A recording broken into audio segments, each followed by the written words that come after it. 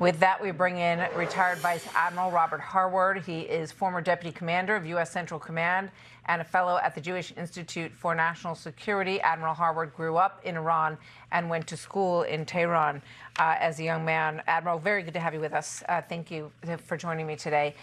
You hear the president's frustration that he's not able to get to an agreement with the leadership. And then you hear Gallup, the head of the parliament in Iran, sort of, teasing and saying, we're so much bigger than you are. You can't blockade Iran. So it seems the president believes that this blockade and the economic battle can ultimately bring Iran to its knees without further military strikes. Do you agree with that? Well, it depends on how it affects internally. But yes, it's a sound strategy, and they're going to pay a very painful price for this. The issue is how long it will take. Now, Gallup had a good point. It is a vast country, but the topography only allows really central points from them to flow stuff in and out of the country.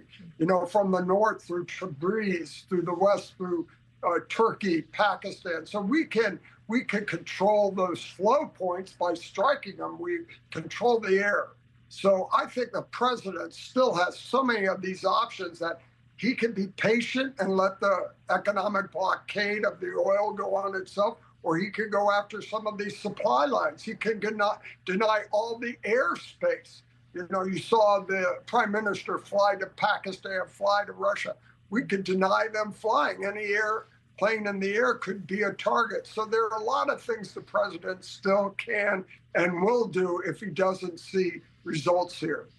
And I would add, I think this is beyond negotiations. It's purely concessions. Agree to dismantling the nuclear program, and there may be negotiations on how you do that, but that's gone.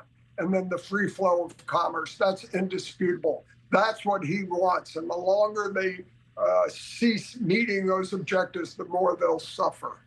So what is your reaction, understanding the country as well as you do, when the president talks about this frustration that you've got these social media posts from Araghchi, the foreign minister, and Gallup, and then you have the head of the IRGC, who doesn't seem to be particularly interested in any sort of negotiation and says, look, there's no way we're giving up our nuclear program. It's not going to happen. Tell me anything that's different from the last 30 years. Yeah, exactly. They've been all same negotiation. It's just rhetoric and nothing more. And I think the real issue is the Iranian people who are suffering. There's going to be a tipping point where they can't get water, they're not getting paid, and that they are going to have to come to the streets regardless of the other actions. And that's where some of the president's options may have the most impact. How he can support the people of Iran. And he's been very clear in communicating that and meeting those objectives. So I'm sure those are some of the options they discussed with the chairman, the CENTCOM commander. And so we'll see how that plays out. But as you watch the stock market and all the other, time is on the president's hands. So do you think that there is any real future of these negotiations with this leadership?